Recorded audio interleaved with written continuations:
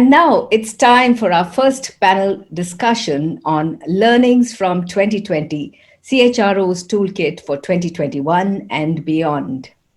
I invite Mr. Rajiv Sahdev, President and Group CHRO JBM, to participate here.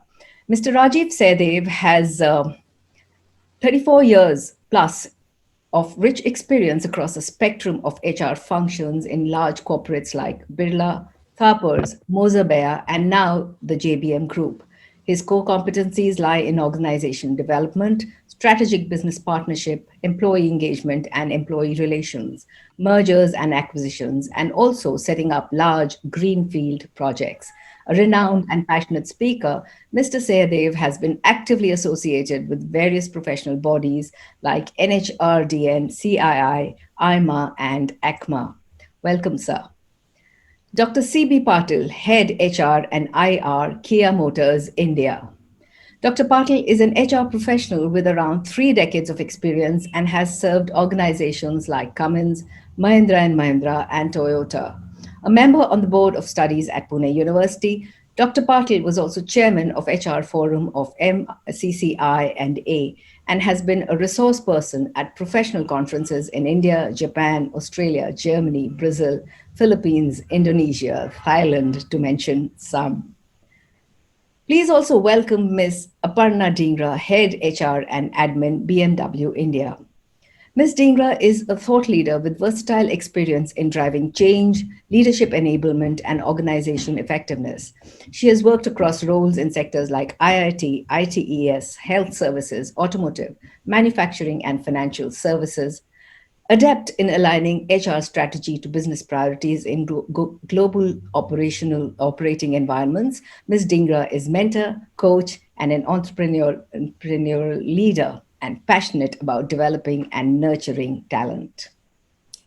Please also welcome Mr. Ahmad Ameen, Director, Human Resources, Al Mansour Automotive, Egypt. Mr. Ameen is a senior HR and OD professional with experience in organizations across Africa and the Middle East. Mr. Ameen is HR Director at ITIDA, Information Technology Industry Development Agency, a public-private partnership, the honorary head of the Executive Committee of the Egyptian Human Resources Management Association, and with the mission to regulate, develop, and support the HR profession and professionals in Egypt. Also participating in this panel, please welcome Mr. Manmohan Malik, Group Head, HR, IR, and Admin, Orix, India. An XLRI HR management alumnus, a neuroscience-based executive coach, holder of multiple licenses and certifications in strategic L&D and HR consulting, Mr. Malik has been conceptualizing high-impact projects in the financial, transportation, and lifestyle business in organizations like Orix, American Express, East India Hotels Group, Cox and Kings, and Thomas Cook. His recent accomplishment is leading Orix India to the Great Place to Work recognition and being acknowledged as an HR super achiever at the recently concluded World HRD Conference. Please also welcome Mr. M. Dhananjayan, MD, Focus Group, India and the Middle East. Mr. Dhananjayan has 17 years of experience working in shipbuilding, construction, hospitality, and automotive retail across South Asia and the Middle East and Africa. A Six Sigma Master Black Belt, EFQM assessor, Mr. Dhananjayan has trained 20,000 plus people across automobile brands and aims to help transform 1 million lives. Proficient in 6 languages, Mr. Dhananjayan owes his love for engineering to the Society of Automotive Engineers and is an active member still. Also joining us as part of this panel is Mr. Gaurav Mann, CEO, K2B Learning. Mr. Mann is an IT graduate and management professional from IIT Mumbai. He started his career with Sun Microsystems Education Wing, which transitioned him from a software engineer to sales and business development. Mr. Mann headed the e-learning division at CII prior to starting his entrepreneurial journey at K2B Learning Private Limited. He is passionate about designing blended learning interventions using technology to create the continuous learning process for Delta change.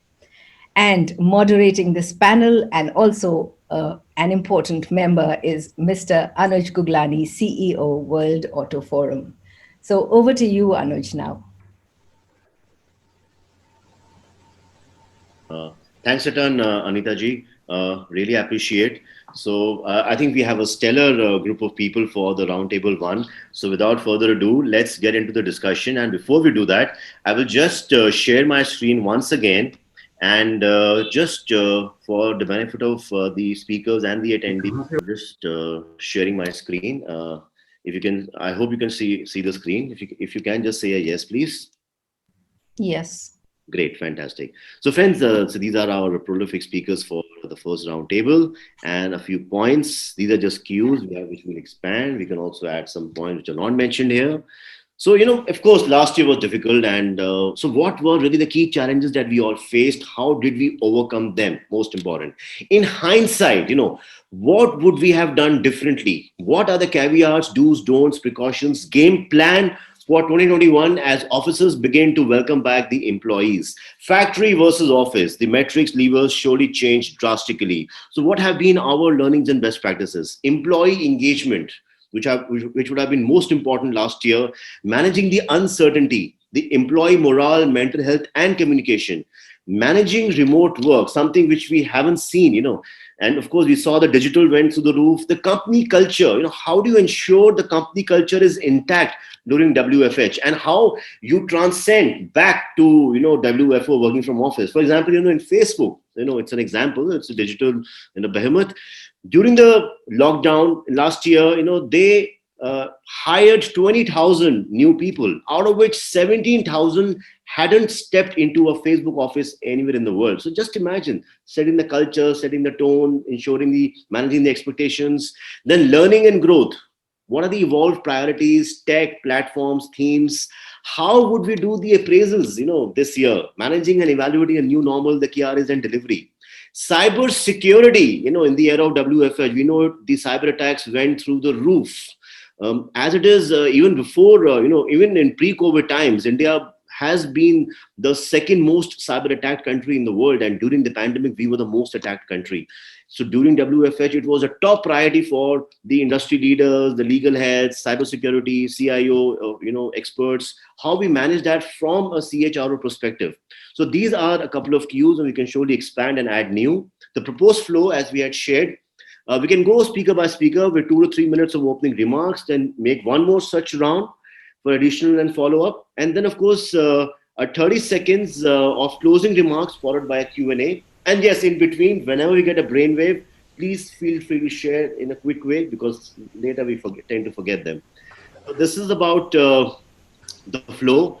So we would like to begin the session with a very special speaker, friends, who is joining us all the way from Cairo, who is 3.5 hours, I would not say behind, but prior to us or before us, in the time zone.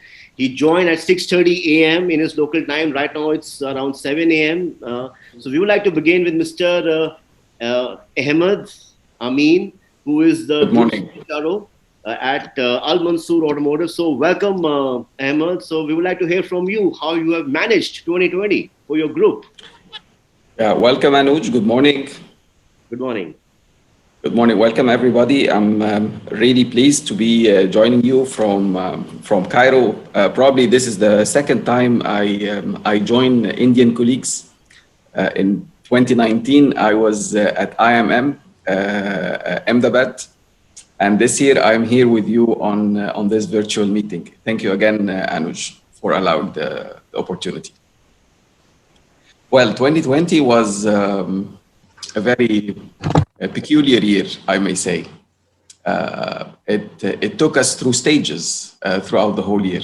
I cannot speak about the whole year in one term, but we have changed a lot of HR practices as we go, as we learn. Most peculiar or most important for me to share was the pressing priority of employee health. We always thought that we are doing enough regarding employee health in the organization.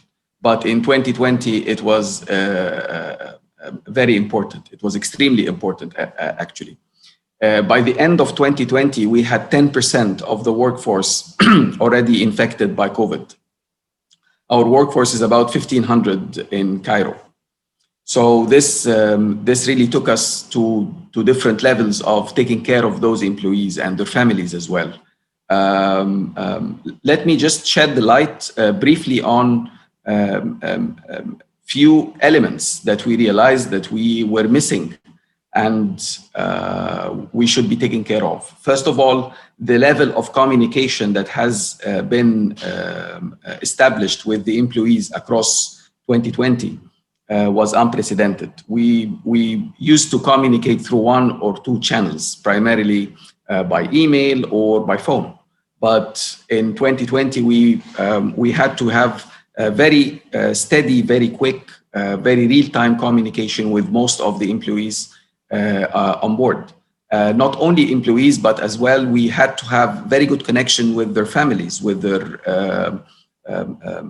families at home, just to make sure how are they doing, and especially those who are infected as well, controlling who comes to office and who's not coming to office.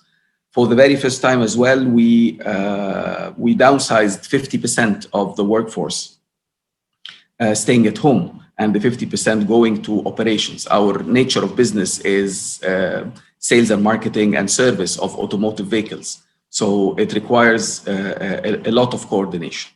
This is as far as the health and safety part is concerned. The second very important area that we tapped on in 2020 was learning. Employee learning was something that we could not have dropped throughout the whole year. We went from learning by event, the normal and usual way, to curated learning, where we had to have learning coming from the day-to-day business. We had content coming from the employees and coming from their real-life experiences on the ground. Of course, learning went online, and this was another dimension. In 2021, we are again going from this level of curated learning to learning moments, where managers are owning more and more the learning of their people through one-to-one meetings or team meetings that is mostly virtual as well. So we learned a lot, but most importantly, the overarching themes, technology prevailed, individuality prevailed, one size fits all stopped, and more innovation in handling people issues is really required. Last but not least, we learned that jobs came homes. It's not working from home. Actually, we were intruding on people's lives at home. So we wanted to be more resilient and more understanding, just to accommodate people and accommodate the issues that we are facing in 2021, and we expect to continue in 2022 and beyond. Thank you, Anuj. That's great, Ahmad. That's very nice to know the way you have taken care of your teams. And, really our heart goes out to your workforce. As you mentioned, 10% of them got infected. So that at that moment of time, it would have been really a high concern, high priority, because an unprecedented thing. So when that happened, what were the quick, action points, action mode that you got into, which probably saved the day, for your teams, if you can share that as well? Of course, the medical insurance that we have for all our employees was the critical safety net for handling such an issue. This was one thing.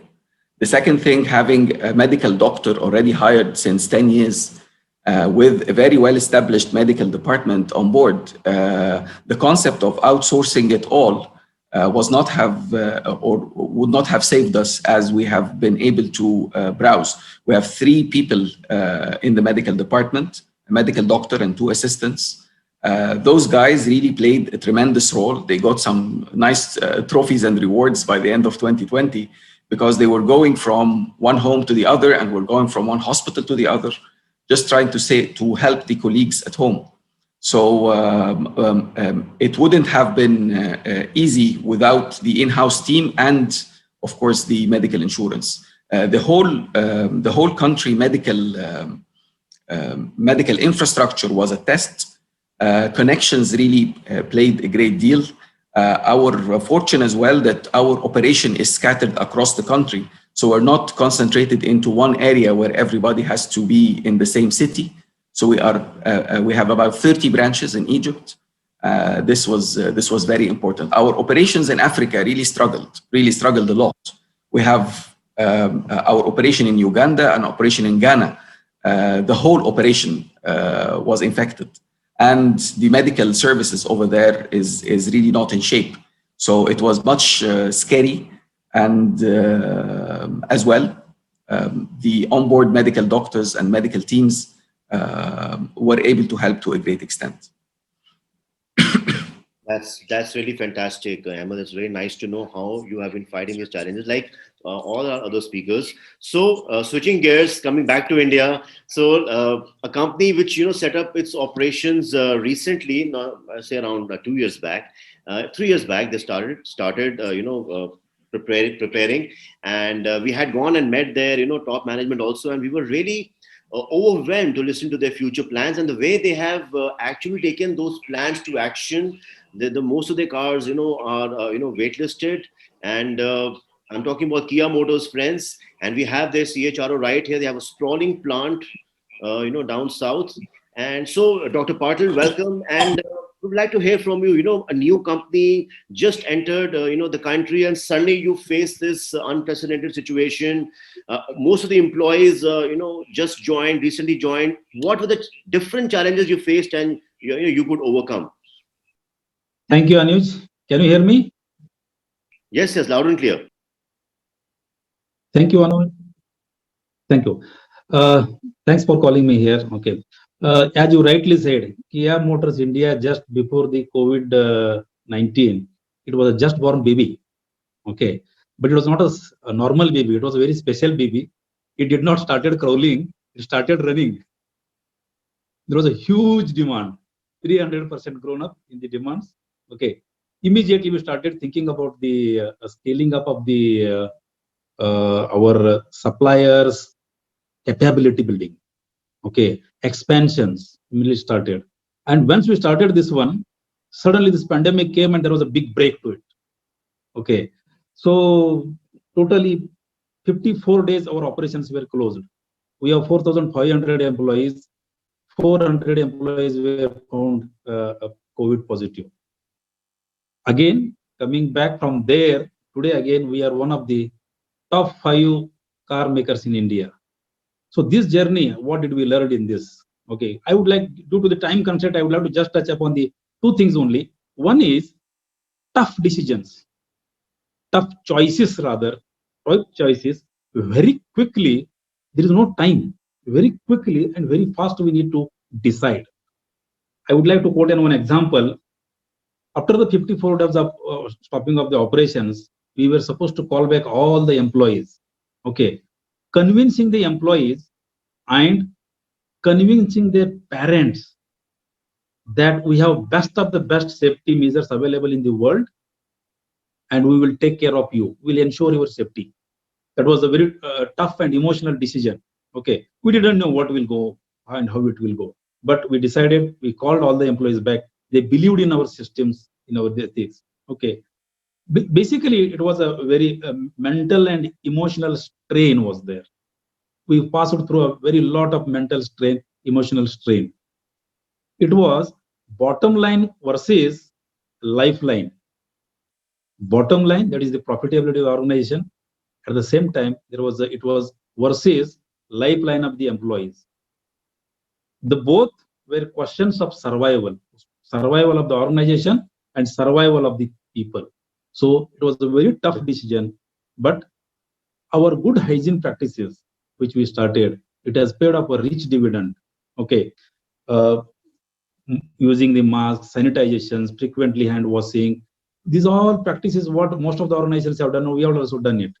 But most important thing is, on the shop floor, every employee was helping each other, was educating each other, and ensuring that there are no untoward things happens here. So everybody was so cautious. It has resulted on the shop floor, there was so much of discipline. Whatever the management, whatever the HR has said, every employee strictly adhered to the guidelines. Very, very disciplined, discipline it was observed. And second thing I would like to touch upon is, though overseas and manufacturing industry, there are a lot many activities we can do remotely. Remote working is possible even in manufacturing setup. There are many activities it can be done. I would like to touch upon the something two aspects in the toolkit for the in 2021. One is agility. In the agility, I would like to focus upon the flexible mindset.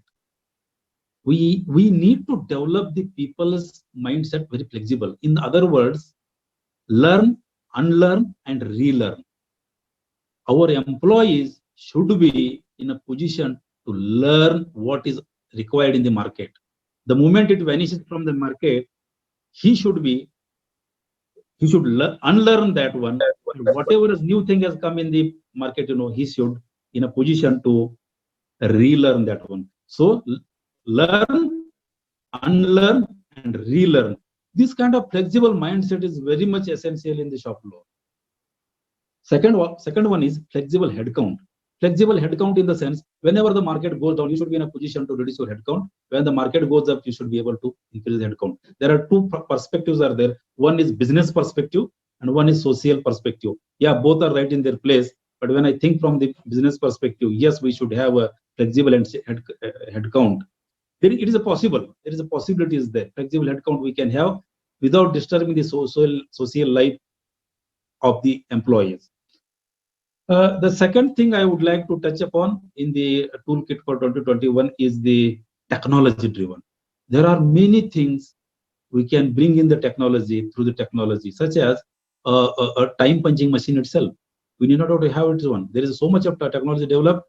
The moment an employee enters into the fencing, within the fencing, his attendance is marked. And the moment he goes out of the fencing, his attendance is closed. So when such technologies are available in the world, we should use that one in the future. We are thinking from that perspective. With this, I conclude my speech. If any questions, please.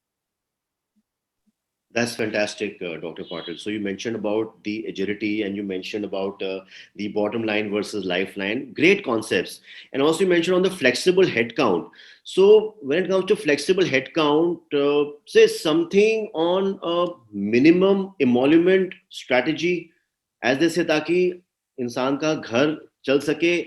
Plus also, at the end of the day, a company might not have limitless or deep pockets. So at the end of the day, it boils down to bottom line also. But somewhere helping the employees or also the extended ecosystem, our suppliers, to help them avail the government schemes, expedite it for them, help them with some paperwork so that, those direct transfers of the PM welfare schemes can also happen quickly to their accounts. Something on that, Dr. Patil? Yeah, sure. I lost your voice in between, but I could able to collect what you are looking at. Flexible headcount, I spoke about from two perspectives. One is flexible headcount when we are saying, whenever there is a market down, we should be able in a position to reduce it. But at the same time, there is a possibility without doing that one, without damaging the social life of an employee, there is a possibility is there. It means you can utilize this human resource on a special projects. That is one angle. And second thing is, when I'm talking about the flexible headcount in a market, there are people who can come and support for a specific period. That is one aspect I'm talking about. Second thing, flexible headcount, flexible mindset I'm talking about. Flexible mindset of the people. People should be in a position to learn what is required in the market. The moment it vanishes from the market, unlearn, and what is required in the market, relearn it. That is what I meant to say. Surely, Dr. Patil. Great. These are great thoughts. So now switching gears and moving to a car company, a luxury car manufacturer, a German company. Though the numbers might be smaller compared to the mainstream manufacturers, but I'm sure the innovations are always on the high. So it's time to get in Miss Aparna Dhingra, who's the group head of HR admin at BMW India. So welcome, Ms. Dhingra. We would love to hear your thoughts, how 2020 has been treating you and your organization. Sure. Thank you so much, Anuj, and really excited to be here. I think this is my first, participation in this forum. So really glad to not only meet you, but the other speakers as well. I already knew a couple of them, so yeah, it's good to meet some old friends back, even though virtually. So I'll give you a little bit more broader perspective and not necessarily only about what we do in the company, Anuj. And of course, these are my own thoughts of how I saw last year and how I see the future may evolve. I think we're still not out of the pandemic fully. So it's still sort of, it shows positive signs, and let's hope we can resume full normalcy very soon. But I think, I really liked what Mr. Patil said just a little while back, and I think I quite relate to what he said. In fact, I think for a lot of us, last year, what I call is a year of fat, F-A-T, fat. And quite literally also, because I think with all the, all your sports closed down, on your gymnasiums closed down, practically you couldn't even walk outside in your society. I think that was a year with a lot of turbulence when it came to our health. So what I call is this concept of fat, which is last year, to fun, which is the year of 2021 or beyond. And I'll explain how I consider the fat to fun. And I think the first F on both, the F of the fat and the F of the fun, to me is what is fixed will become flexible. Yeah. And that's the transition that I see. And I think Mr. Patil spoke about the flexible mindset and the flexible headcount. And I think quite firmly that I think last year was a year that made us question everything that we have considered fixed, at least in a workplace concept. And I think fixed in terms of a fixed office, fixed in terms of a fixed contract or a job, fixed in terms of a fixed manager. I mean, we are also traditionally used to going to one office place, working under one manager with one company, which is a contract that we have. And I think all of that got significantly questioned. There were ways of, let's say, recruitment, various layers of face-to-face interview. And I think all of that completely sort of vanished in less than a matter of weeks. And I think that was outstanding. And you mentioned yourself about, Facebook hiring thousands and thousands of people pretty much virtually. Yeah. So I think for me, the first and how I see the learnings from last year to the years going forward is that everything we considered fixed will become flexible, and so much so. I think there's another very interesting concept, which is the Uberization of jobs. And maybe I'm taking a leap forward from what Mr. Patil said about flexible headcount. I in fact feel very soon we'll come to a point where jobs will not be about having one contract with one individual. It'll be pretty much like an Uberization of jobs, and we'll be rating employers, and employers will be rating us, and we'll be selecting candidates, or candidates will be selecting us pretty much basis then. But that's, I think, a little bit more into the future. But I think that's my first belief of how the year 2020 was and how it will evolve in the future. Yeah. So fixed to flexible. The other is the A, the A of the fat and the U of the fun. And I think for me that is the adaptability to ubiquitousness. Yeah. And what I mean is that, I think for the longest time, we have always looked at, developing people who are adaptable, who can work with crisis situations and so on and so forth. And I think across the entire world, I think when the pandemic hit us, I think at one shot, all of us together knew how to deal with it. We didn't get trained, we didn't have courses, we were not, we didn't go through degrees and certifications to adapt to the situation. I think that's a potent skill set that has got revealed, as individuals, whether it was our personal lives or professional lives. I think there is an innate ability for individuals to react and deal with crisis. And I think that was prevalent across the world. And I think that becomes hence an important element from a skill set perspective for us to focus on. When I look at the future, I think, the past is gone, but I think that's for me a big learning on how one can really look at talent going forward. And last but not the least is my, the T of the fat and the N of the fun. And I think Mr. Patil probably mentioned that also, which was about time and about families. Yeah.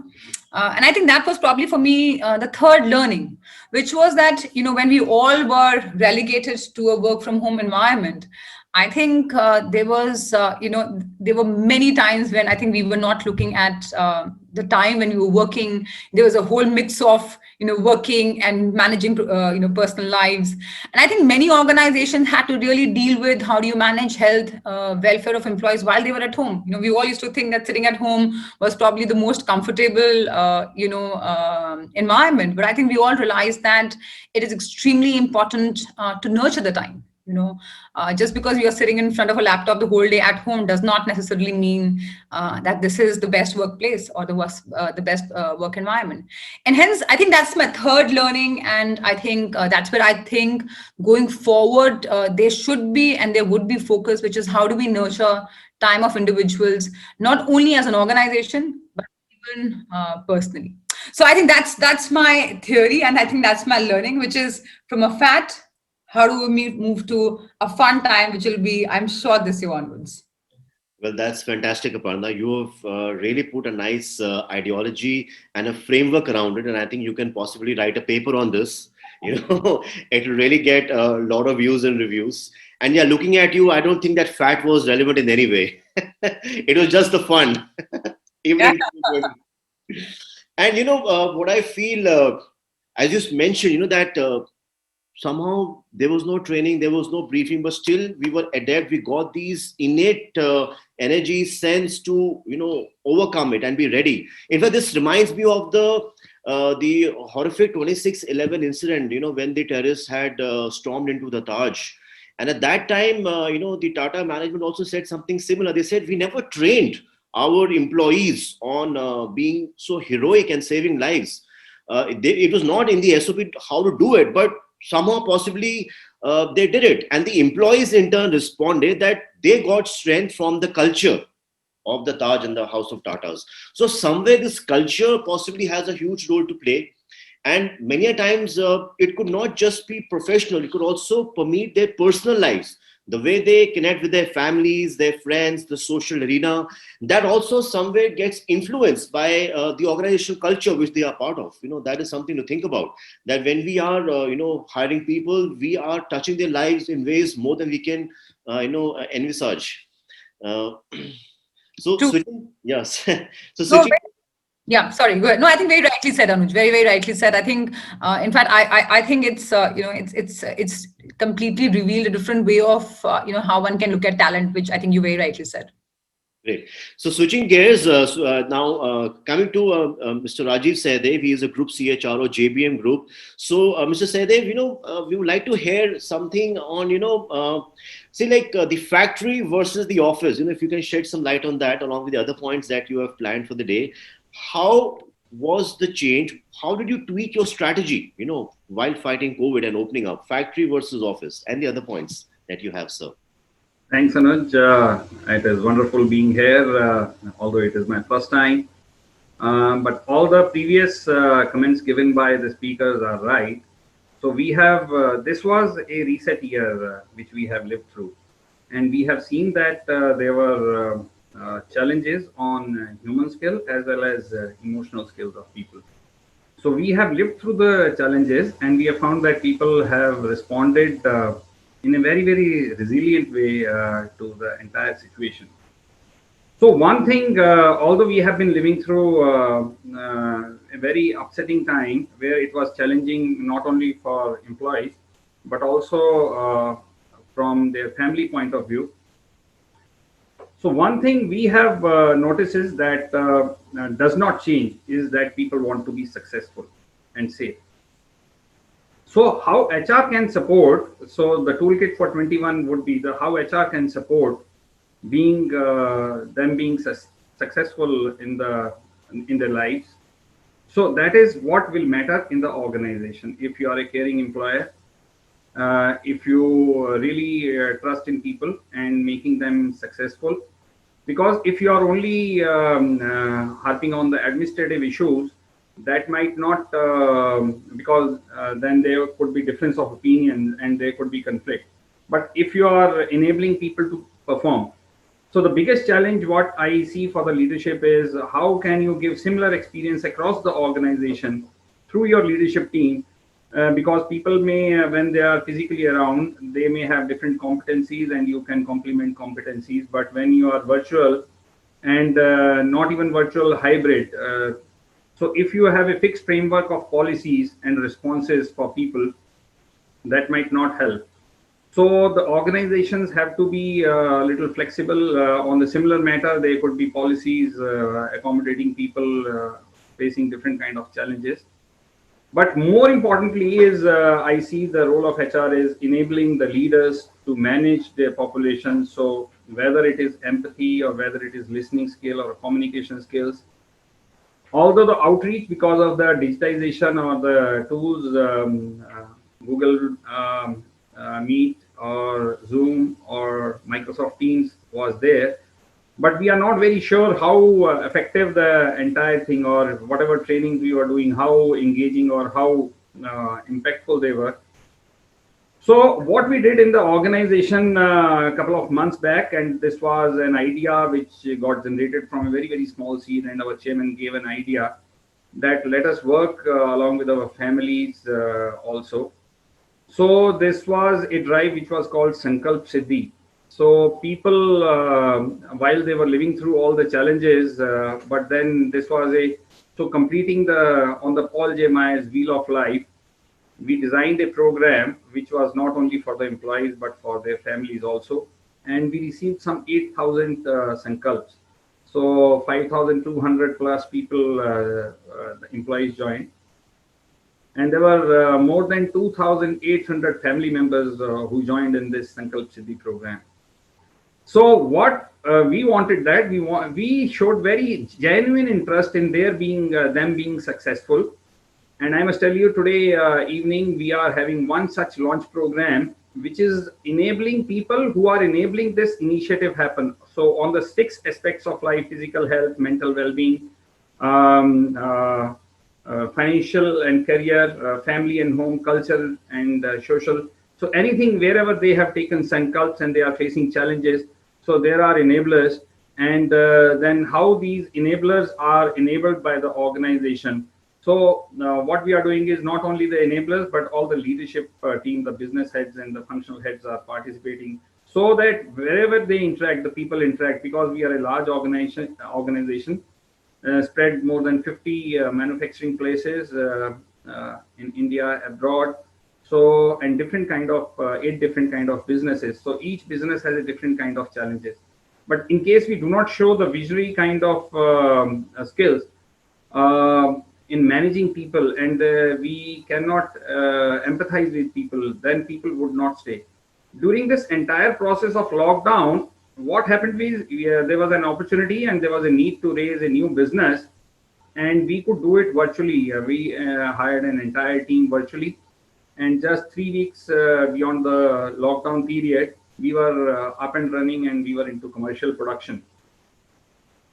So what I'm wanting to say here is, when I was hiring, the people I was hiring and why some people we are targeting for a long time joined, and why they earlier did not join.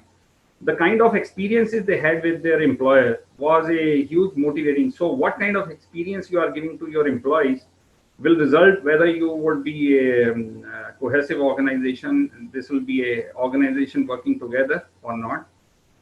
Another big change would happen is on design thinking. Till date, we have been harping upon some form being changed or some processes being changed. But this will apply to creating new programs. The design thinking processes will apply for creating new programs where employees can get engaged, perform towards organizational goals. So it has to keep emerging to live up to the organizational values, and also enabling people. That is the entire, if you are enabling people and you are engaging them positively, that will help a great deal. Another one thing which is going to happen in India, especially when the growth is predicted very high, if you want to be a successful organization, every 1% growth in additional growth beyond 7% would put a pressure on your talent retention. So there would be additional 4 to 5% of attrition with every percent increase in. So in case the organizations are not adopting the right policies, they will have difficulty in retaining talent and meeting the expectation of the business. So this would be a very, very challenging time as India, there was a pandemic time, there was a reset year, and then there is a growth year which is coming now. So in case you are not engaged with people, you are not taking care of the people, you are not having flexible policies, you are not enabling your leaders to enable the people further down and see them successful. And in case you are taking very short-term view of things, people might not stay with the organizations.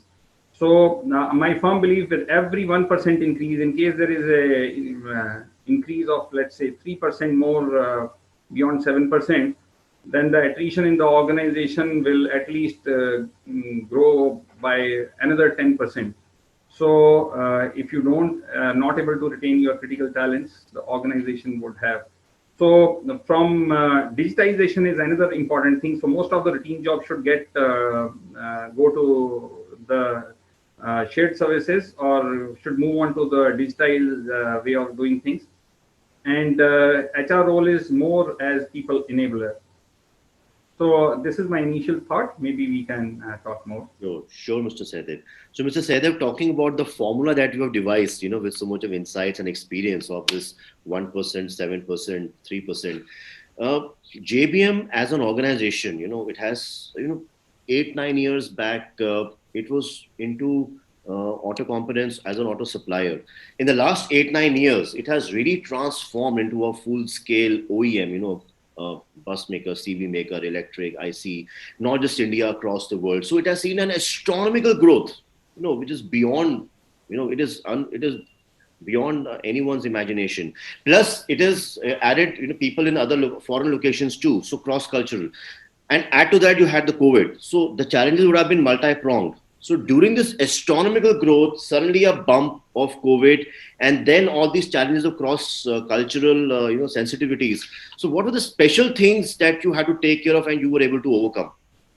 So communication was one, and genuinely what happened is that I told you about this program. So what we did is not only we had the very formal communications around the performance and what is going to happen to the business, we suddenly shifted gears to their well-being.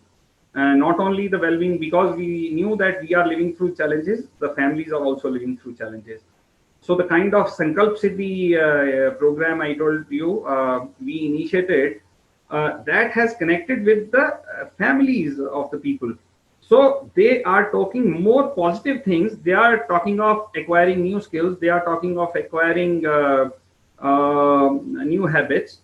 They are getting engaged with the positive, in the positive mindset on some very innovative things, because the time for future is that you have to constantly learn, because even while hiring people, people see that what new you have learned in the recent past, not just the basic qualification. So people are upgrading themselves and upgrading themselves in a very, very positive fashion, not only for their just professional development in their personal. So this is one thing beyond just business we did, and it has given very, very positive impact.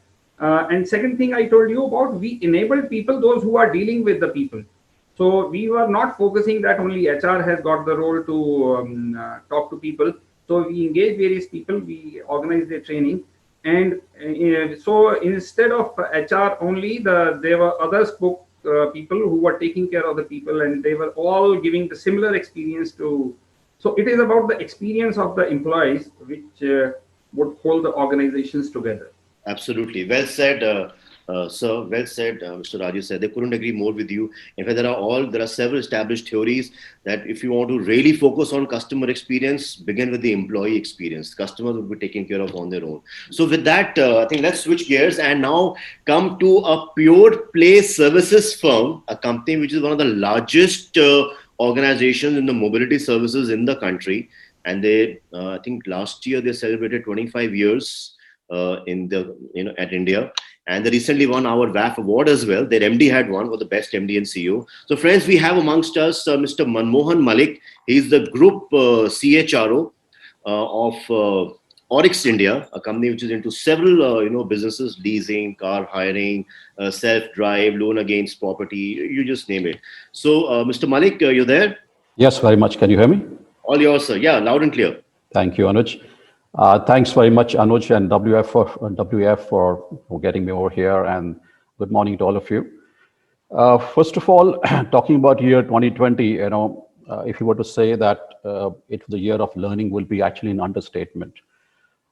First of all, we all know that the world came to almost complete halt, and whether we call it a black swan event or a gray rhino, as people call it, or the other metaphors like black jellyfish and all, across all these themes, across all these metaphors, there was one consistent theme, and that was that this event had significant economic consequences. Almost every industry, every company struggled.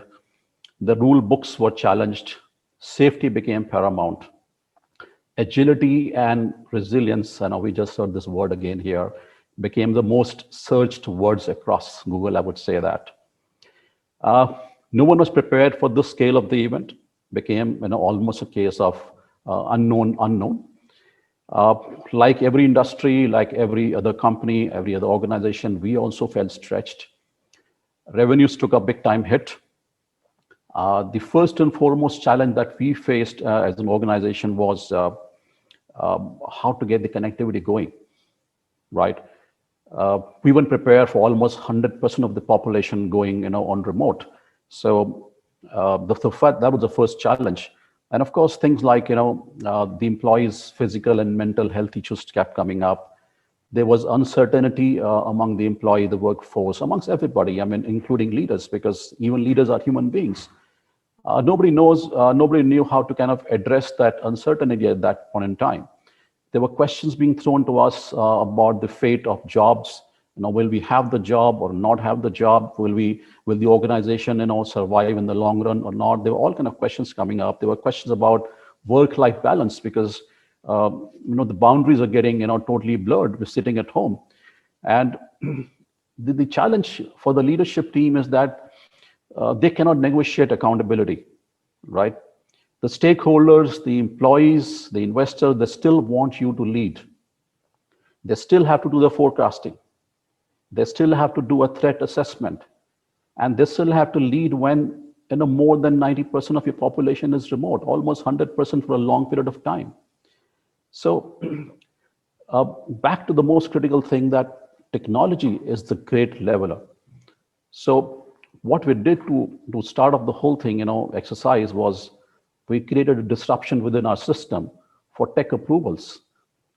End-to-end transformations, first of all, getting the connectivity itself going, compliant connectivity tools, collaboration tools, and stepped up the communication. And that's what I've been hearing so far in the panel, that communication was the most critical thing to start off with. Okay, we kind of, there were notes going from the desk of the MD to the employee population, from HR, that, we're all together in this particular, event, we all together. And we hosted some town hall meetings where we took questions, head on. We addressed to the extent we could that, okay, we are here to kind of protect the jobs for as long as we can. Obviously, we have to wait and watch how things kind of move along. HR got really busy, on its toes, building safety protocols. The issues about employee connect, engagement activities, because the support to employees was most critical at that time. They were suffering from mental health issues, morale was down.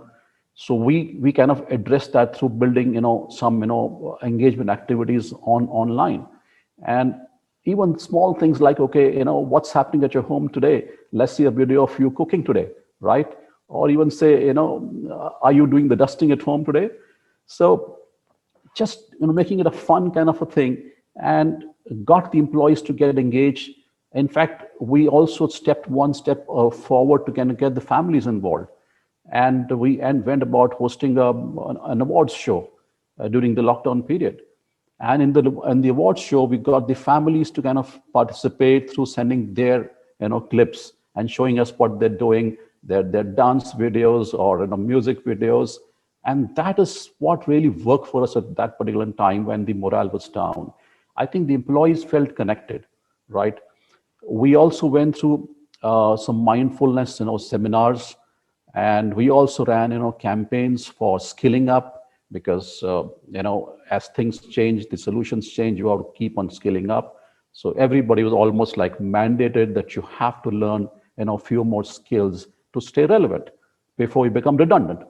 So that became an opportunity for the employee workforce first to connect back and tell them, guys, here, let's learn together and let's fight this together. And of course, things like, logins and all that, we stopped measuring logins and all that. And we try to kind of move to the team-based outcomes rather than measuring individual productivities.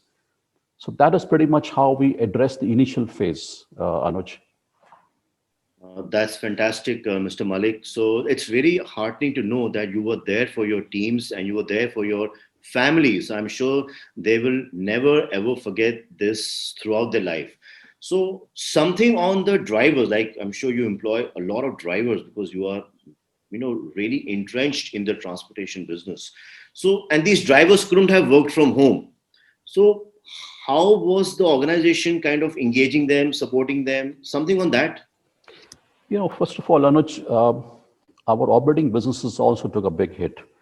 Uh, there was not much of travel happening. So that itself became very, very suppressed or depressed kind of business. But yes, wherever there was some activity happening, there was semblance of activity happening.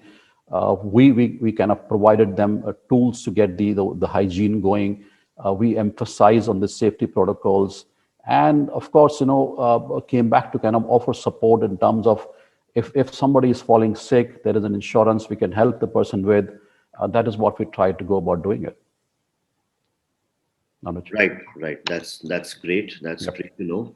So, all right. So, friends, switching gears, and let's get in a person who is running a prolific consulting training business at India and the Middle East.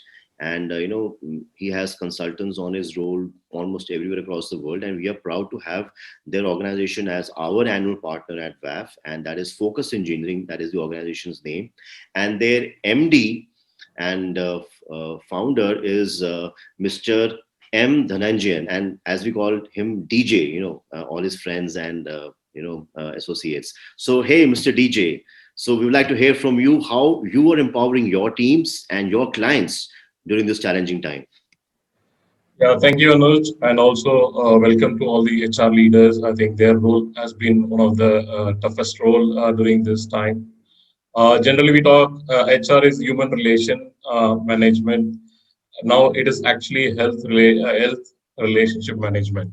So primarily, they had dealt lot in terms of how to deal the stress with people and uncertainty and other stuff. So, as a consulting organization, we actually ensured that our team were given the confidence that their jobs will be taken care and the organization will stay with them till the end. So that is one thing we ensure that the people who are the assets for a consulting business are taken care. With respect to clients, we had a lot of initiatives that we did, especially starting a quiz event, and also generally in a very retail environment and also in manufacturing, people doesn't know each other. So this came as a new initiative from our side, from Focus, where we got on the Zoom calls and the team meetings and the WebEx, ensure that the technicians, service advisors, CRMs, and the general managers are knowing each other. So we did it in phases, and that really brought in a lot of attraction, and we named it something called as synergy. Uh, as you know, I have been even during this COVID time shuffling between India and Middle East.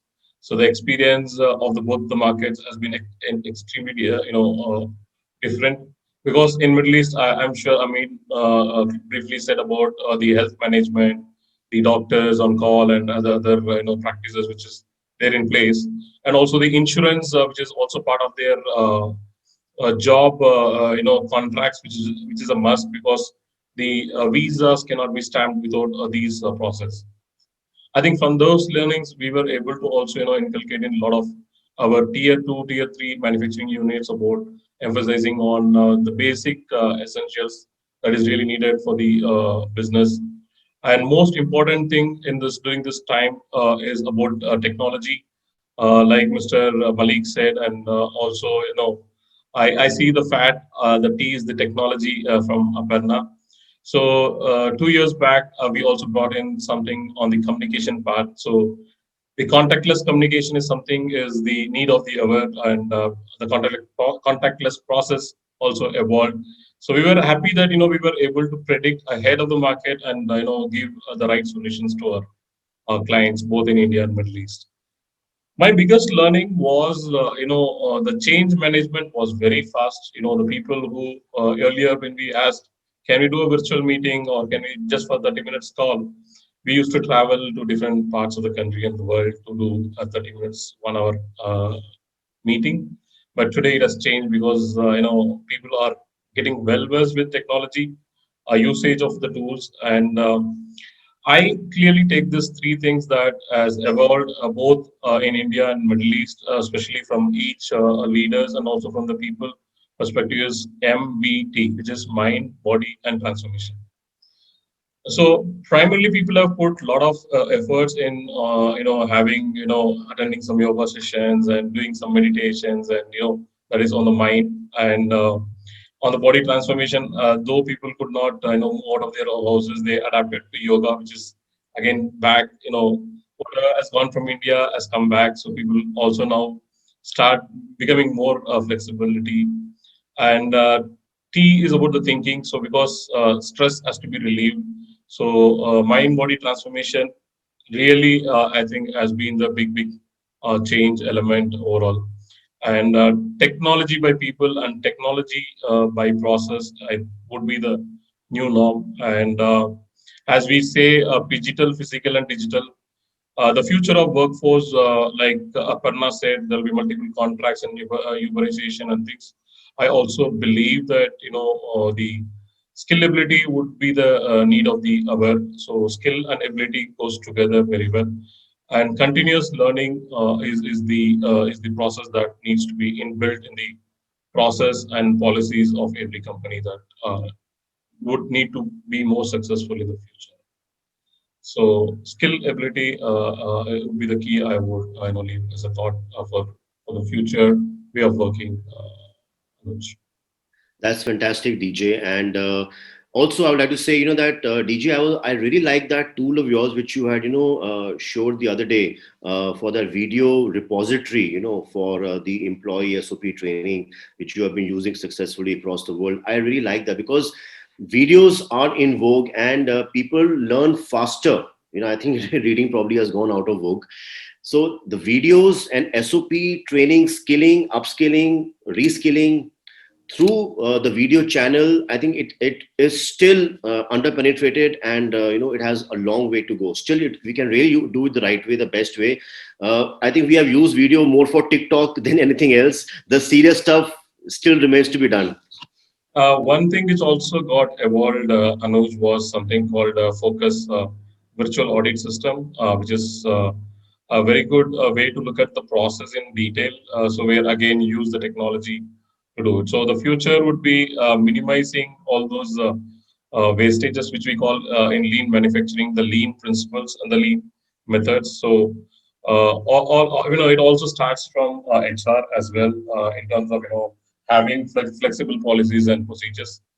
And as in WAF, we always have this SOP, the standard operating procedure, which is going to become progressive operating procedures.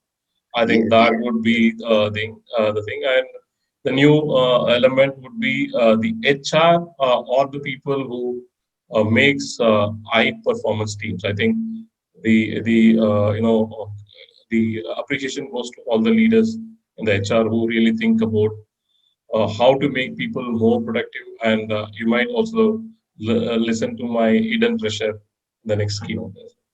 Yes, in fact, I remember when you mentioned SOP to progressive operating practices. Yes, Mr. Punyavanam had mentioned about this, the head of Hyundai after says that during IVAS in December at our program. That's fantastic. And by the way, that was covered as a best practice, and we are taking out a full page ad. And by the way, even for today, the good you reminded me, DJ. Friends, as you know, we are building a CHRO toolkit for all the good things that we have done last year and the plans that we have for this year. And our Anita ma'am, who's our MC for the program and also the communications expert at VAF, she would be, drafting 3-4 key takeaways from every speaker, and we shall disseminate this to the entire VAF community and also take out a full page newspaper ad in the Patriot, our media partner. So that's the plan, dialogue to action. Okay, so switching gears again and coming to our dear friend who's also our annual partner, and he is running a very successful corporate learning firm at India, and they are, in fact, this person, friends, was the pioneer of e-learning. In fact, he started talking and actioning e-learning almost like 2 decades back when nobody had, much idea about it. So, friends, it's a pleasure to have Mr. Gaurav Mann, who's the CEO of K2B Learning. So, Mr. Gaurav, all yours. Please share how you've been doing the innovative trainings in last 1 year. Hey Anuj, thank you very much. Thanks for bringing me on this, channel, and I'm thankful to all of you, sharing your best views and the learnings that have gone through in each of your organizations. And definitely, if I would say, from the e-learning perspective, what Anuj just mentioned, I would say as a country, we have moved, I think, 5 years ahead. That's one of the good things that I look at from the pandemic or the COVID-19 that has happened, whether, how we have been now using technology in terms of whether it's about meeting people or learning or many things, that we are now being using technology. But definitely, we also had our own challenges when the pandemic hit us, making sure that, the people, having the right kind of infrastructure at home, ensuring that the projects are being completed. In terms of, again, I'm coming back to the learning perspective of it. The lot of now companies, I could see that they are not even hesitant of using e-learning as in. Till now, e-learning was more of a tool that was looked upon only from the white collar workforce that we all work for. And in manufacturing, when we have been looking at our line associates or blue collar workforce, largely it was always to be looked at as a classroom intervention, or maybe doing some kind of an outbound where it has to be in person, right? However, we have seen a big kind of a transition where the organization are now coming forward, have been talking about creating and curating maybe the video-based learnings, the e-learning programs, to ensure that the learning is an ongoing process, because it's difficult to bring now a large amount of people, more than any of a group of maybe 8 to 10 in a one setup, and then getting them into a learning process. So the one and the foremost thing that I'm looking at is how the organizations are now, putting more and more kind of an energy to ensure using e-learning, or I would say the learning as a tool, not only for upgrading the skills, but definitely at the same point of time retaining their the right talent. So that's what is happening in a big way, across the industry verticals that we have been working upon. So that's there. All right, so that's fantastic. That's nice to know, Gaurav. And as it is known, as it is said by humans, it's like a self-prophecy that humans are the most flexible. अब इंसान अपने को award दे रहे क्या कर सकते हैं? That humans are the most flexible species, and as Osho Rajneesh had said, that it is not just humans, it is humans and cockroaches who are most flexible. And they can adapt to any kind of situation. And he had also shared the example that once one of his friends had gone to a South Pole expedition to Antarctica, and inadvertently by mistake he carried a few cockroaches in his luggage. And when he opened up his suitcase, those cockroaches came out running around everywhere, and they were absolutely fine, minus 35, 40 degrees Celsius temperature. They were fine. They had adapted, on the way. So humans also, I think there is, as Aparna had also mentioned, there is this energy, there is this strength. It comes from the soul, it comes from family, it comes from the society. But we tend to adjust, we have adjusted. In fact, to the point that a lot of people are getting goosebumps. Yaar, office वापस जाना पड़ेगा यार. कैसे होगा adjust अब? So that's so true. That's so true. And because everybody has been talking about the resilience and at the same point of time the the flexibility and the agility perspective. Honestly speaking, I always felt that I'm very resilient and all that. And at the same point of time, as a founder and the leader, you have to keep your team motivating also at the same point of time. And I know that I've been reading a lot of articles, people calling from the different friends and colleagues and saying that we've been asked to come to office. What all things that we need to do. I think these are the difficult times, challenging times, and looks for the different measures that need to be done. So if we have to do it, I think it need to be taken as more of a challenge, I always say. And as the DJ have said that mind body transformation, that's what he's talking about. One need to keep that in mind. Yeah. Okay, fantastic. So friends, we are almost near the closing time. So we have actually consumed almost all of our time in the first round only. But the discussions were so engaging, what to do. So I think before we go into, so we can always invite questions. So I think Kunal, we can just wait for the question. Just take the slide off. We can do one more quick round of a minute or so with all the speakers. All right. So we can start right again. And in between, as and when we get the questions, we shall, take the questions up. All right. So coming back to Mr. Ahmad Ameen. Ahmad, some points we'd like to add. And this also would be the closure remarks too, in a minute's time. Well, thank you, Anuj, very much. I really enjoyed listening to all of the speakers. As a matter of fact, if I want to close with a key learning throughout 2020, it would be about learning. We have really transformed the way we look at offering our learning programs to our employees. Now, looking inside, looking at the individual needs, the one size fits all is never working. The group learning activities that takes employees across the board did not serve well, and it did not really prove strong enough or reliable enough to really achieve our objectives.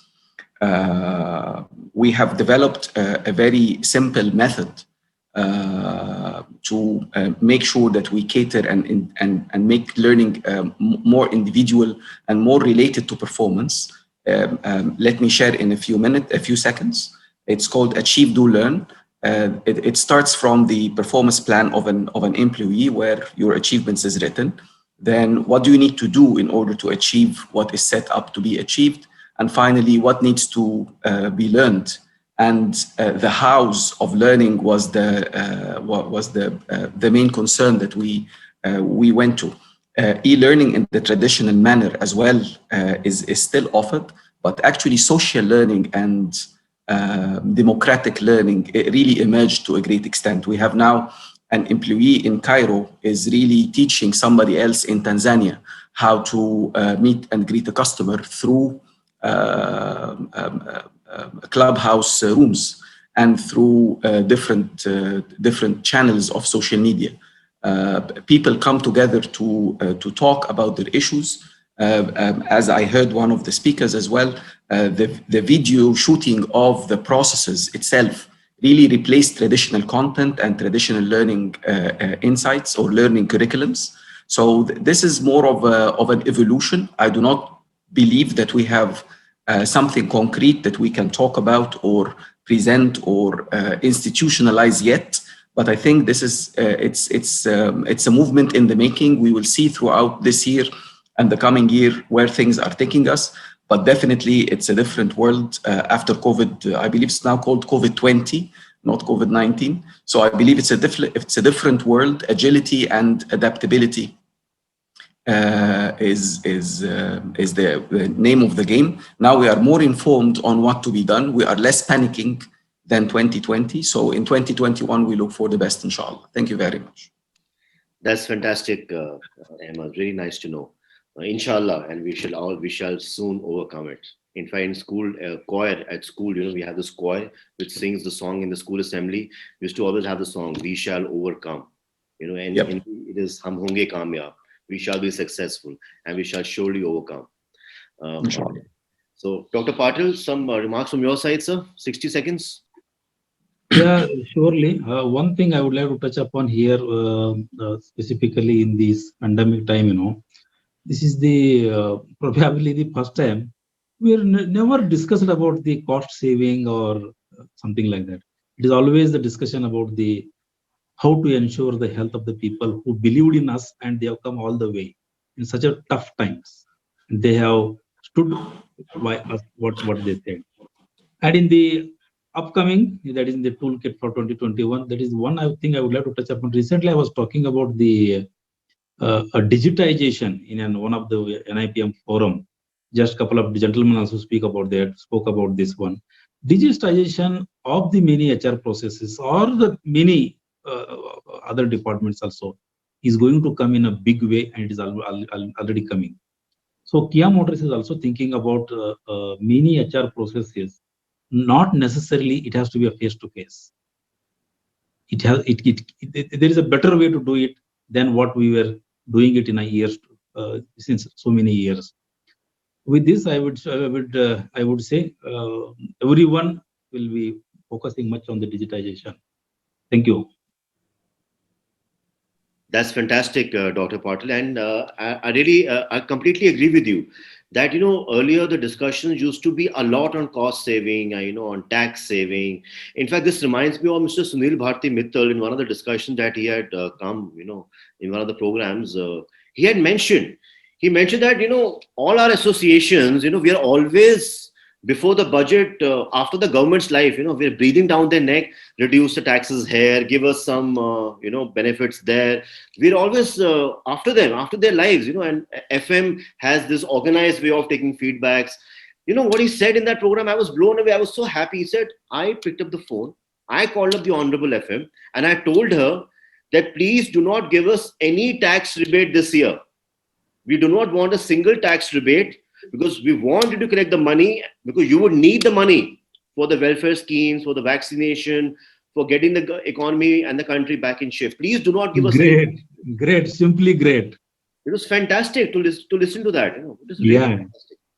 So if a person is saying that to the government, so it's like a given that he or she is taking really good care of their employees as well. As simple as that. It takes a lot of courage to say that to the FM. All right. So, Aparna, coming to you for your closing remarks.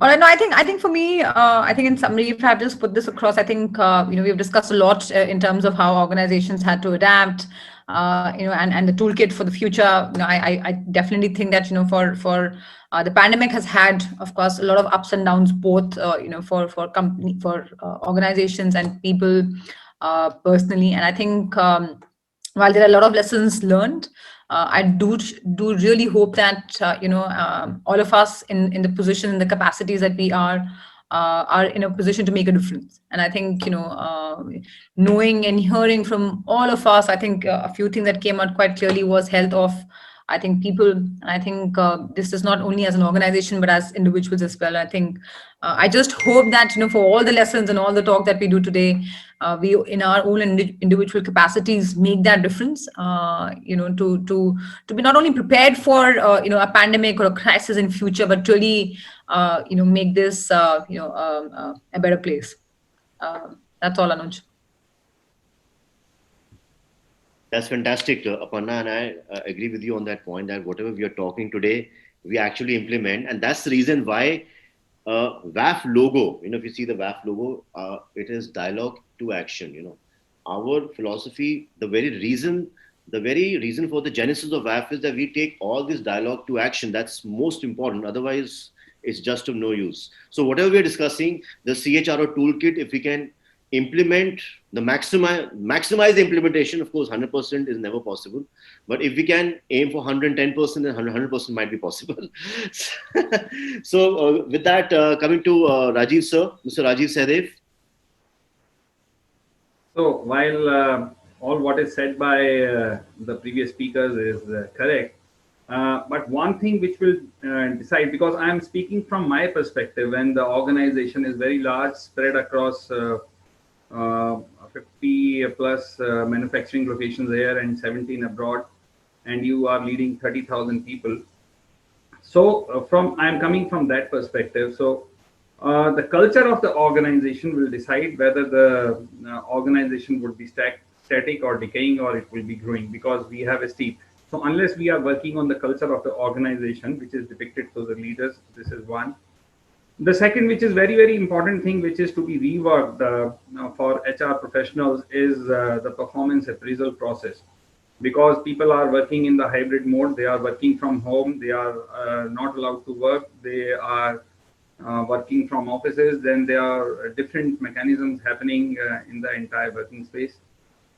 So there are opportunities, there are restrictions. So in this process, in case you do not have an appraisal system which does not suit, this is going to decide whether the employees, because this is an important part of the life or the work life, and this will decide the world of work for the people who are working with us.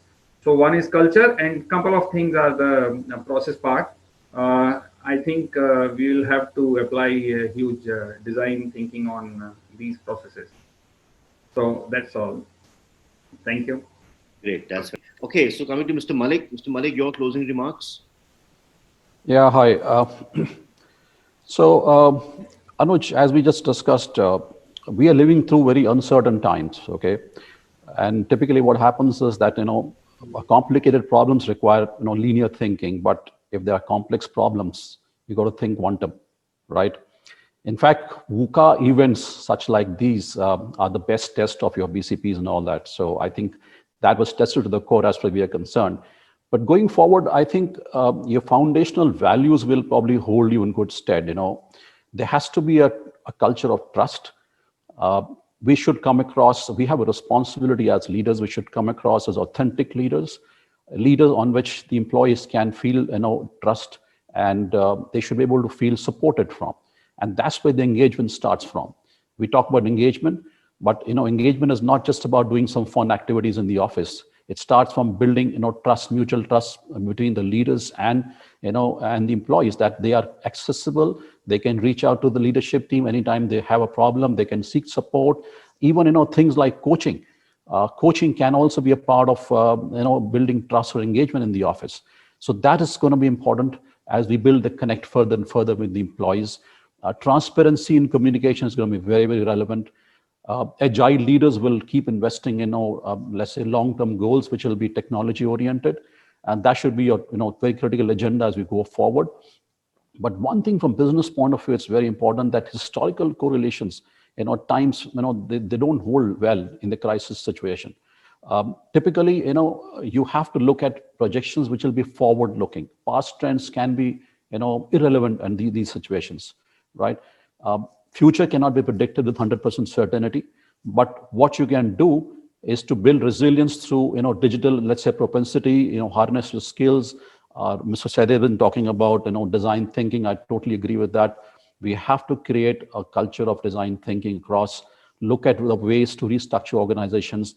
HR should move beyond managing the remote operations and look at creating and developing more skills across the organization, right? Build leaders of tomorrow. And I agree with Dr. Patil that culture of frugality, war on wastages is going to hold you well. And basically, in the end, use situation-based models. Use every situation to kind of help you decide what is your readiness level, how you can attend to that particular task, and use all stages of learning to move ahead. Anuj. Exactly. Totally agree with you there, Mr. Malik. In fact, yes, the war on wastage and the frugal mindset. And yeah, at the end of the day, when we are doing that, somewhere we are also hitting somebody else's top line and bottom line, then that person also, kind of gets into the same behavior. And then it leads to a cycle, which can lead to a recession. But then at the end of the day, whatever is need of the hour is the need of the hour. And also there's a pent up demand. Like, when the unlock down was initiated, and even after that, there was a pent up demand. If you take just vehicles, cars, personal mobility went through the roof, and cars were coming to the workshop for servicing like never seen before. So that pent up demand also comes in. Then the logistics, the e-commerce and the delivery. For delivery, you need delivery vehicles. They don't get done by drones as of now. So there surely was a pent up demand, and which is getting met right now. All right. So DJ, coming to you for your closing remarks.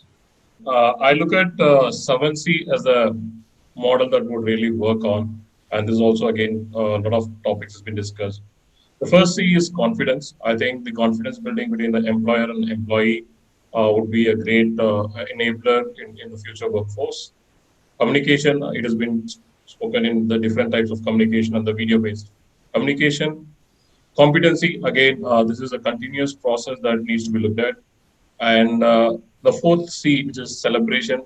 Sometimes in the virtual world, we fail to celebrate. So I think a lot of events has to be conducted around on a frequent basis to celebrate the small successes that the teams have achieved. Content development and coaching, which even Mr. Malik said, is also a key continuous process, because a dialogue-based approach is really the way for creativity and innovation. Cross-learning is also the sixth C, which also will play an important role as we move forward from one department to other department and people from different departments working together. The last is the seventh C, which is cultural behaviors virtually, because earlier, if you have a difference of opinion, you can then sit over a coffee and then start either you either convince the other guy or confuse the other guy. Anything can happen. So I see the 7Cs as the future of like the 7 days. The 7Cs would really make an impact in the future working environment. Okay, that's fantastic. So I think Mr. Sahdev has raised his hand. Sir, please feel free to speak. Brainwaves should not be stopped in any way. So another thing which I wanted to highlight while leading the large organization is, if the HR agenda is not in the charter of the chairman, it will be difficult driving any agenda in the organization. So make sure the HR agenda which is there appears in the very important columns of the chairman's agenda. And that is how I think most of the things which have been spoken would get driven. So that's all. I mean, Anuj, I also remember, Dr. Kumar's learning in my initial years. So it will be, I'll fail to mention about his thing about people and the culture, and people are the very essence of the business. So in Deming Award, it is also clearly said the policy deployment, and in that people would be on the top. And during the Deming Award, they would clearly ask whether the PDCA has been approached, there is plan to check and act, and has it been rotated. So as Mr. Mr. Rajiv said about the agenda on the top of the management, it is really important. If that is not there, people focus, then it's a big challenge. Sure. In fact, Dr. Kumar, we all love him, and in fact, he has been a guardian light for World Order Forum as well. In a lot of things for quality, our belief in quality is all thanks to him. And it was, I think, the 2018 IVAS. It was just after we had lost him, and we started a program by commemorating him and taking his blessings, and blessing his soul. So, in fact, all the industry heads were present that day, and one could see tears rolling down their eyes, because most of them had started their career with Dr. K. Kumar and Maruti, so that's the special place he holds in the industry, in our hearts and at WAF. All right, so Gaurav, your closing remarks, please. Yeah, so I would say that HR has to play a very, very strong and the important role, and we have seen in the last 1 year also, how and the organization who have very strong HR practices, they have thrived. I would just say simply onto it. So the leadership need to understand the importance of the HR team, obviously. At the same point of time, everybody has talked about the cultures. We have talked about the values. We have talked about the building trust within the teams. Definitely working on the cross-functional teams that DJ also just mentioned. But at the same point of time, because now we are doing a lot of work, through this digital screen. Now today we're talking over here. One of the important things are, how do you influence people? How do you get the work done? Sitting remotely in a different places, and how do you ensure that the working of the teams is still cohesive? That's very important. So I think I would say upgrading the skills of people. One thing I always look at and talk to the organization also is, please do not become the only channel of ensuring that people upskill themselves. The organization also give them the employees a free hand to at least or to push them towards that they also should spend their time, energy, and maybe sometimes finance to upgrade themselves. At times, and I've seen most of the 90%, 95% of the people I've seen it always looking at the organizations that, okay, my skill development has not happened, so it is the HR or the training or the, org team is to be responsible for. So, however, at the same point of time, those who have actually invested themselves into, whether through the organization or outside the organization, they have thrived. So, the one thing is that they must be pushed towards to learn and to upgrade or upskill themselves. That's a one. Fantastic, Gaurav. So we have a question finally by Ms. Meenakshi Prasad, and it's addressed to Mr. Sahdev. She wants to know how to appraise the appraisal process, how to ensure an efficient appraisal process in the ongoing scenario, and which is cohesive and also realistic. So I would say that there are no definite answers, because the appraisal process has to suit the individual's aspiration as well as the organizational goals. So I do not know what situation it is. We can debate about it. But in this entire process, we are also struggling, and we are finding our ways. How can we make it more futuristic while meeting the needs, the present need of the employee who is there, and showing a path that how he can develop. So we are also struggling with the process, but I think we are all in the learning process. We learn, but I do not know from which organization are you, from the service background, or you are leading a manufacturing organization. It will depend upon the situation, but the quantum of delivery and the quality of delivery will also impact the kind of appraisal processes which are there. Fair enough. In fact, Mr. Sahdev, I think it takes a lot to be this humble after decades of experience and say that we are still learning, which is the right mix. I think really hats off to you on that approach and attitude. It takes a lot to say that. As they say, the nature's way is फलदार पेड़ हमेशा झुका हुआ होता है. So that's fantastic. So we are all learning, and COVID has pressed a reset button. So we have a new acronym. We have BC, that is before COVID, and we have AC, it is after COVID, and we have DC, that is during COVID. So that phrase that pehle to aise hota tha is totally gone and out of vogue and out of fashion. So this is the time when we have to break the stereotypes, and we have to go forward. Okay, so Chindanand sir wants to say something. Yes, sir. Dr. Patil, you want to say something? So even Mr. Manmohan, Malik sir also wants to say something. Yeah. Raise his hand here. Yes. Surely. So I wanted to add something what Mr. Sahdev has said. He has rightly pointed out. So assessing the performance, those who are working in the remote areas, it is very difficult. But in a given situation, what best we can do is, and what we are doing presently is ensuring that their KRAs are quantifiable as much as possible. It is the only tool what we can do, is what I feel. Thank you. All right. Mr. Malik? Yeah, hi. Just a couple of quick things only from my side. One is for the HR, very, very critical now. They must don the hats of psychologists, of being a psychologist these times. They must be able to connect to the limbic system of the employee. And I'm sure you all understand what the limbic system of the brain is, where you connect well, that system which helps you to get connected, right? Offer support and also try and trigger the quest for learning. We've been talking about skilling up, unless we are able to trigger that quest somehow, that unless you skill up, you're going to have a difficult road ahead for your own career.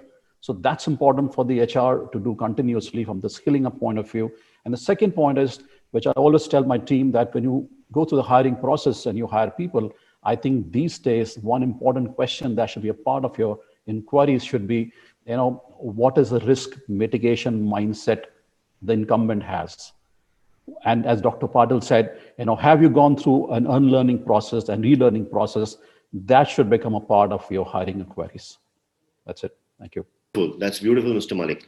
So I think with that, it's a wrap on this beautiful discussion. I think priceless sutras we have uncovered, we have discussed. Now it all boils down to us, how well we can take this beautiful and priceless dialogue to action with all of us at our organizations, at our families. And I'm sure this can have far-reaching effects. So yes, a CHRO toolkit we shall develop in-house at WAF, and Anita ma'am is going to work on it, and we shall release it very soon. So thanks a ton, ladies and gentlemen, for this beautiful discussion, taking out your time on a Saturday morning. It's your family time, and you've given it to the community, to the industry, to WAF. We couldn't have been more thankful.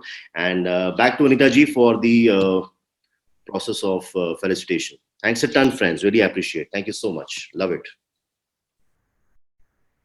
Thank you, ma'am and gentlemen, for that very interesting, very insightful discussion. The bottom line seems to be that it is the individual that needs to be taken care of, and everything else will fall into place.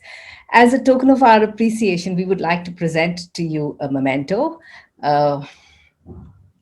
First, Mr. Rajiv Sahdev, in no order actually, but yes.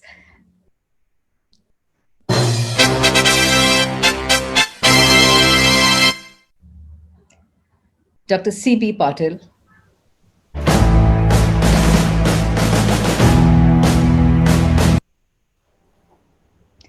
Ms. Aparna Dhingra.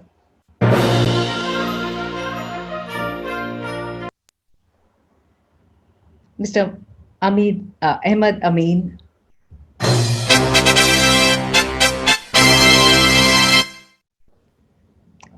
Mr. Manmohan Malik.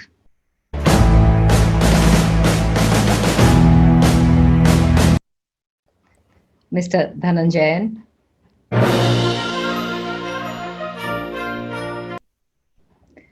Mr. Gaurav Mann.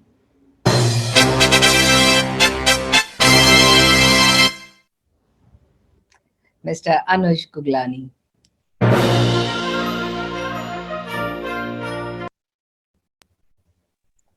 Thanks a ton, Anita ma'am.